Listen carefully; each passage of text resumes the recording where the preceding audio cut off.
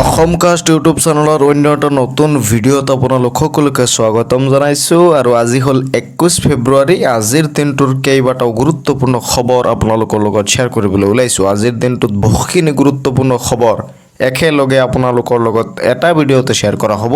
গতিকে ভিডিঅ'টো প্ৰথমৰ পৰা শেষলৈকে অলপো স্কিপ নকৰাকৈ সম্পূৰ্ণৰূপে চাব। আৰু যদি আপুনি মোৰ চেনেলত প্ৰথমবাৰ ভিজিট কৰি আহিছে তেনেহ'লে এই চেনেলটো ছাবস্ক্ৰাইব কৰি ভিডিঅ'টোত এটা লাইক কৰিবলৈ নাপাহৰিব। সৰু এটা ৰিকুৱেষ্ট কৰিম, ভিডিঅ'টো শেষত শ্বেয়াৰ কৰি দিব যাতে আজিৰ দিনটোৰ সকলোখিনি খবৰ সকলোৱে একেটা ভিডিঅ'তে চাব পাৰে। আৰু দিব বিচাৰিছোঁ আজিৰ দিনটোৰ একেবাৰে প্ৰথমটো খবৰ, নিৰ্বাচনৰ প্ৰাকক্ষণত মুখ্যমন্ত্ৰীৰ বৃহৎ ঘোষণা, শীঘ্ৰেই ৫,০০০ৰো অধিক যুৱক যুৱতীক দিয়া হ'ব নিযুক্তি। ৰাজ্যৰ মুখ্যমন্ত্ৰী ডক্টৰ হিমন্ত বিশ্ব শৰ্মাই ঘোষণা কৰে যে নিৰ্বাচনৰ প্ৰাকক্ষণত অৰ্থাৎ নিৰ্বাচনৰ আগমুহূৰ্তত আৰু ৫,০০০ৰো অধিক যুৱক যুৱতীক অসমত নিযুক্তি দিয়া হ'ব বুলি তেওঁ ঘোষণা কৰিছে। নিৰ্বাচনৰ প্ৰাকক্ষণত মুখ্যমন্ত্ৰীৰ বৃহৎ ঘোষণা। ৰাজ্যৰ মুখ্যমন্ত্ৰী ডক্টৰ হিমন্ত বিশ্ব শৰ্মাই নিৰ্বাচনৰ প্ৰাকক্ষণত এটা বৃহৎ ঘোষণা কৰা দেখা গৈছে। তেওঁ উল্লেখ কৰে যে ৫,০০০ৰো অধিক যুৱক যুৱতীক আৰু দিয়া হ'ব নিযুক্তি। শিক্ষা বিভাগত চৰকাৰে দিব ৫,০০০ নিযুক্তি আৰু এই নিযুক্তি শিক্ষা বিভাগত দিব বুলি ৰাজ্যৰ মুখ্যমন্ত্ৰী ডক্টৰ হিমন্ত বিশ্ব শৰ্মাই ঘোষণা কৰিছে। অৰ্থাৎ টিচাৰ অৰ্থাৎ শিক্ষক পদত এই নিযুক্তি দিব বুলি ৰাজ্যৰ মুখ্যমন্ত্ৰীগৰাকীয়ে ঘোষণা কৰে। ৫,০০০ নিযুক্তি প্ৰক্ৰিয়া নিৰ্বাচনৰ আগতে সম্পন্ন কৰিব।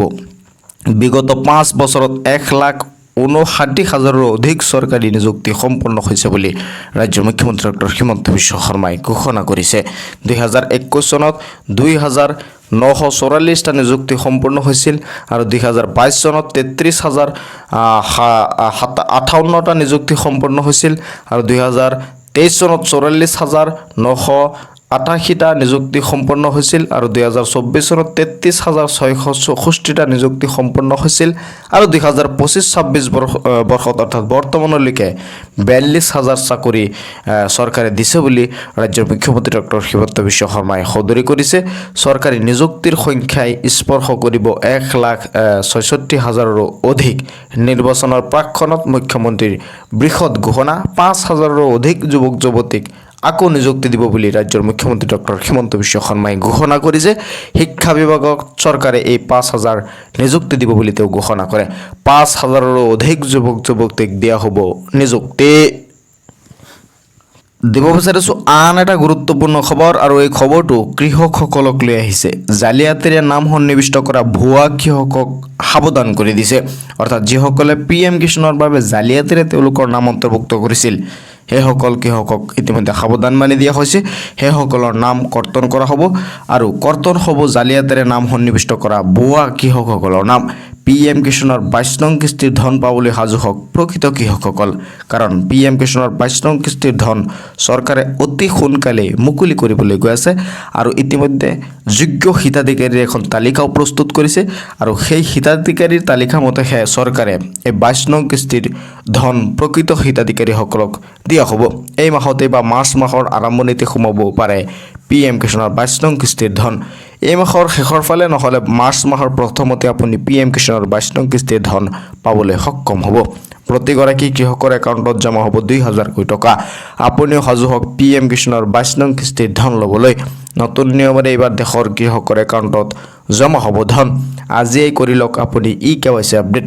eKYC আপডেট নকৰিলে লাভ নকৰিব PM কিষাণৰ ২২ নং কিস্তিৰ ধন। কৃষকসকলৰ বাবে মুকলি হৈছে হেল্পলাইন নম্বৰ 155261। eKYC আপডেট নকৰিলে লাভ নকৰিব PM কিষাণৰ ২২ নং কিস্তিৰ ধন।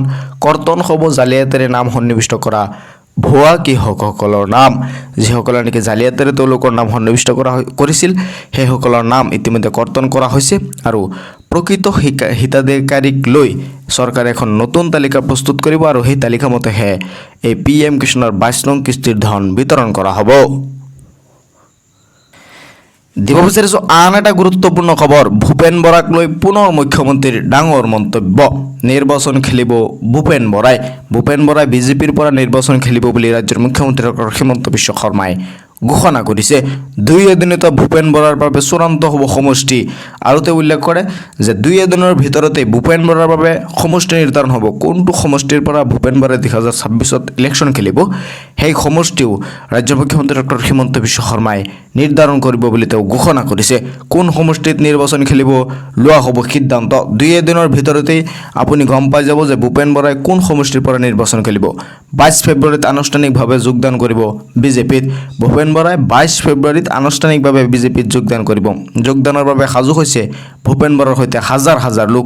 কেৱল ভূপেন বৰাই নহয়, ভূপেন বৰাৰ সৈতে হাজাৰ হাজাৰ লোক যোগদানৰ বাবে ইতিমধ্যে সাজু হৈছে বিজেপিত। 22 ফেব্ৰুৱাৰীত আনুষ্ঠানিকভাৱে অৰ্থাৎ অহাকালি আনুষ্ঠানিকভাৱে বিজেপিত যোগদান দিব ভূপেন বৰাই। ভূপেন বৰাক লৈ পুনৰ মন্তব্য কৰিছে ৰাজ্যৰ মুখ্যমন্ত্ৰী ডক্টৰ হিমন্ত বিশ্ব শৰ্মাই। নিৰ্বাচন খেলিব ভূপেন বৰাই। 2026 চনৰ বিধানসভা নিৰ্বাচনত নিৰ্বাচন খেলিব বিজেপিৰ পৰা ভূপেন বৰাই। দিব বিচাৰিছোঁ আন এটা গুৰুত্বপূৰ্ণ খবৰ। মুছলমানৰ পক্ষত বৃহৎ জয়। ৰমজান মাহত মুছলমানৰ পক্ষত বৃহৎ জয় হোৱা দেখা গৈছে। বাবৰৰ নামতে নিৰ্মাণ হ'ব মুৰ্ছিদাবাদৰ বাবৰি মছজিদ। উচ্চতম ন্যায়ালয়ৰ গুৰুত্বপূৰ্ণ ৰায়। বাবৰৰ নামত মছজিদ নিৰ্মাণত নিষেধাজ্ঞা আৰোপ কৰিবলৈ কৰা আবেদন খাৰিজ উচ্চতম ন্যায়ালয়ৰ। ন্যায়াধীশ বিক্ৰম নাথ সন্দীপ মেহতাৰ বিচাৰপীঠে স্পষ্ট কৰে এই কথা। আবেদনকাৰীৰ আবেদনৰ কোনো শক্তিশালী আইনী ভিত্তি নাই বুলি উল্লেখ কৰে। বাবৰ এজন আক্ৰমণকাৰী আছিল বুলি হিন্দু পক্ষই দিয়া যুক্তি আদালতে অগ্ৰাহ্য কৰে। মুৰ্ছিদাবাদত নিৰ্মাণ হ'বলগীয়া মছজিদক কেন্দ্ৰ কৰি এই বিতৰ্কৰ সূত্ৰপাত হৈছিল। হুমায়ুন কবিৰে বাবৰি মছজিদৰ আধাৰশিলা স্থাপনৰ কথা ঘোষণা কৰিছিল। ভাৰতীয় সংবিধান অনুসৰি সকলোৰে নিজৰ ধৰ্মীয় অনুষ্ঠান নিৰ্মাণৰ অধিকাৰ আছে বুলি তেওঁ দাবী কৰে।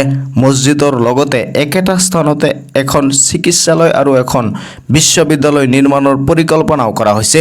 মুছলমান পক্ষত বৃহৎ জয় হোৱা দেখা গৈছে।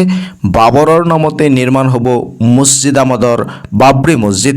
আৰু উচ্চতম ন্যায়ালয়ে এই ৰায় দিছে যে বাবৰৰ নামতে অৰ্থাৎ মুৰ্ছিদাবাদত যি বাবৰি মছজিদ নিৰ্মাণৰ কাৰ্যসূচী চলি আছে, সেই বাবৰি মছজিদৰ নিৰ্মাণ কাৰ্যৰ বাবে উচ্চতম ন্যায়ালয়ে ৰায় দিছে। আৰু তাত উল্লেখ কৰা হৈছে যে বাবৰৰ নামতে অৰ্থাৎ নিৰ্মাণ হ'ব সেই বাবৰি মছজিদ। আৰু মুৰ্ছিদাবাদৰ বাবৰি মছজিদ বাবৰৰ নামতেই নিৰ্মাণ কৰাৰ নিৰ্দেশ দিছে উচ্চতম ন্যায়ালয়ে। দিব বিচাৰিছোঁ আন এটা গুৰুত্বপূৰ্ণ খবৰ। 8,000 নহয় 10 মাৰ্চত একেলগে লাভ কৰিব 9,000 কোটি টকা। লাখ লাখ মহিলালৈ মুখ্যমন্ত্ৰীৰ বিহুৰ উপহাৰ। ৰাজ্যৰ মুখ্যমন্ত্ৰী ডক্টৰ হিমন্ত বিশ্ব শৰ্মাই লাখ লাখ মহিলাক লৈ এটা বৃহৎ ঘোষণা কৰা দেখা গৈছে। 20 ফেব্ৰুৱাৰী তাৰিখ অৰ্থাৎ যোৱাকালি অৰুণোদয় আঁচনিৰ 8,000 টকা সোমোৱাৰ কথা আছিল, কিন্তু ৰাজ্যৰ কোনো মহিলাই এই অৰুণোদয় আঁচনিৰ 8,000 টকা চৰকাৰৰ তৰফৰ পৰা লাভ কৰা নাই। ইয়াৰ পৰিৱৰ্তে 10 মাৰ্চত 9,000 টকা একেলগে লাভ কৰিব বুলি ৰাজ্যৰ মুখ্যমন্ত্ৰী ডক্টৰ হিমন্ত বিশ্ব শৰ্মাই ঘোষণা কৰিছে। 8,000 নহয় 10 মাৰ্চত ৰাজ্যৰ লাখ লাখ মহিলাই লাভ কৰিব 9,000 টকা। অৰুণোদয় আঁচনিৰ ধন বিতৰণক লৈ মুখ্যমন্ত্ৰী ডক্টৰ হিমন্ত বিশ্ব শৰ্মাৰ বৃহৎ ঘোষণা। 20 ফেব্ৰুৱাৰীত অৰুণোদয় আঁচনিৰ 8,000 টকা ধন বিতৰণ দিয়াৰ কথা ঘোষণা কৰিছিল ৰাজ্যৰ মুখ্যমন্ত্ৰী ডক্টৰ হিমন্ত বিশ্ব শৰ্মাই, কিন্তু এই ধন 10 মাৰ্চতহে লাভ কৰিব। আৰু কোনসকল মহিলাই এই টকা পাব মই আপোনালোকক সবিশেষ জনাই দিব বিচাৰোঁ। যিসকলে নেকি আগৰে পৰা অৰুণোদয় আঁচনি পাই আছিল, সেইসকল মহিলাই এই অৰুণোদয় আঁচনি 9,000 টকা পাবলৈ তেওঁলোক সক্ষম হ'ব। আৰু যাৰ নেকি বেংকৰ একাউণ্টৰ সৈতে আধাৰ কাৰ্ড লিংক হৈ আছে, সেই মহিলাসকলেও এই অৰুণোদয় আঁচনি পাবলৈ সক্ষম হ'ব। ইয়াৰ বাহিৰে বাকী যিবিলাক মহিলা আছে সেইসকল এই অৰুণোদয় আঁচনিৰ পৰা বঞ্চিত হ'ব। অৰুণোদয় আঁচনি পাবলৈ হ'লে আপোনাৰ বেংকৰ একাউণ্টৰ সৈতে আধাৰ কাৰ্ডটো লিংক হৈ থকাটো বাধ্যতামূলক। 10 মাৰ্চৰ আগত আপুনি এই কামটো কৰি লওক, নহ'লে কিন্তু আপুনি চৰকাৰে টকা দিয়াৰ পাছতো আপুনি এই টকাৰ পৰা বঞ্চিত হ'ব। 8,000 টকাৰ পৰিৱৰ্তে একেলগে 9,000 কোটি টকা জমা হ'ব মহিলাসকলৰ একাউণ্টত। মহিলাসকলৰ একাউণ্টত একেলগে 9,000 টকা জমা হ'ব। 8,000 টকা নহয় 9,000 টকা জমা হ'ব। 8,000 নহয় 10 মাৰ্চত লাখ লাখ মহিলাই লাভ কৰিব 9,000 কোটি টকা। অৰুণোদয় আঁচনিৰ ধন বিতৰণক লৈ মুখ্যমন্ত্ৰী ডক্টৰ হিমন্ত বিশ্ব শৰ্মাৰ বৃহৎ ঘোষণা। বিহুৰ পূৰ্বেই মহিলাসকলে লাভ কৰিব এই 9,000 টকা। ৰাজ্যৰ মুখ্যমন্ত্ৰী ডক্টৰ হিমন্ত বিশ্ব শৰ্মাই ঘোষণা কৰে যে বিহুৰ পূৰ্বেই মহিলাসকলে এই 9,000 টকা অৰ্থাৎ 10 মাৰ্চ তাৰিখে 9,000 টকা তেওঁলোকৰ বেংকৰ একাউণ্টত সোমাই যাব। দিব বিচাৰিছোঁ আন এটা ৰাজনৈতিক খবৰ। হিমন্ত বিশ্ব শৰ্মা বিজেপিত থকালৈ বিজেপিয়ে চৰকাৰ বনাব নোৱাৰে। 45ৰ পৰা 50খন আসনতে স্তব্ধ হ'ব বিজেপি। 26ত পুনৰ চৰকাৰ গঠন কৰিব নোৱাৰে বিজেপিয়ে। 26ত পুনৰ চৰকাৰ গঠন কৰিব নোৱাৰে বিজেপিয়ে। এই কথা কোনে উল্লেখ কৰিছে সবিশেষ জানিব পাৰিব। হিমন্ত বিশ্ব শৰ্মা থকালৈকে বিজেপিয়ে চৰকাৰ গঠন কৰিব নোৱাৰে। এতিয়া বিজেপিয়ে ভয় খাইছে। প্ৰলোভনৰ ৰাজনীতিত লিপ্ত হৈছে বিজেপি। জুবিন গাৰ্গকো ন্যায় দিব নোৱাৰিলে বিজেপিয়ে। এইবাৰ ৰাইজে হিচাপ ল'ব বিজেপিৰ। চাহ জনগোষ্ঠীৰ মানুহ আজি বিজেপিৰ পৰা আঁতৰি আহিছে। দিল্লীৰ বিজেপি এটা কোম্পানী যেন লাগে। অসমৰ বিজেপি কেৱল এজন ব্যক্তিৰ হৈ পৰিছে। ভূপেন বৰাক আনি বিজেপি দলক দুৰ্বল কৰিছে। বিজেপি 45ৰ পৰা 50ৰ ওপৰত যাব নোৱাৰে। ইয়া মোৰ ভৱিষ্যতবাণী লিখি ৰাখক। বিজেপিৰ বিৰুদ্ধে সৰব প্ৰাক্তন বিজেপি সভাপতি ৰাজেন গোহাঁই। প্ৰাক্তন বিজেপি সভাপতি ৰাজেন গোহাঁয়ে এই মন্তব্য কৰা দেখা গৈছে। এইবাৰ ৰাইজে হিচাপ ল'ব বিজেপিৰ। এইবাৰ বিজেপিয়ে চৰকাৰ গঠন কৰিব নোৱাৰাটো নিশ্চিত বুলি প্ৰাক্তন বিজেপি নেতা সভাপতি ৰাজেন গোহাঁয়ে এই মন্তব্য কৰিছে। তেওঁ উল্লেখ কৰে যে বিজেপিৰ বিৰুদ্ধে সৰব প্ৰাক্তন বিজেপি সভাপতি ৰাজেন গোহাঁই। এইবাৰ ৰাইজে হিচাপ ল'ব বিজেপিৰ। এইবাৰ বিজেপিয়ে চৰকাৰ গঠন কৰিব নোৱাৰাটো নিশ্চিত বুলি তেওঁ উল্লেখ কৰিছে আৰু এইটো তেওঁৰ ভৱিষ্যতবাণী বুলি তেওঁ উল্লেখ কৰিছে আৰু লিখি ৰাখিবলৈ তেওঁ চেলেঞ্জ কৰিছে যে 2026ত বিজেপিয়ে চৰকাৰ গঠন কৰিব নোৱাৰে। বিজেপিৰ বিৰুদ্ধে সৰব প্ৰাক্তন বিজেপি সভাপতি ৰাজেন গোহাঁই। তো এইখিনি আছিল আজিৰ এই দিনটোৰ গুৰুত্বপূৰ্ণ খবৰখিনি শ্বেয়াৰ কৰি দিব যাতে সকলোৱে চাব পাৰে। লগতে ভিডিঅ'টোত এটা লাইক কৰিবলৈ নাপাহৰিব। মোৰ চেনেলটো ছাবস্ক্ৰাইব কৰি ৰাখিব পৰৱৰ্তী ভিডিঅ' পাবলৈ। চাই থাকিব আপোনালোকৰ আপোন চেনেল অসমকাষ্ট।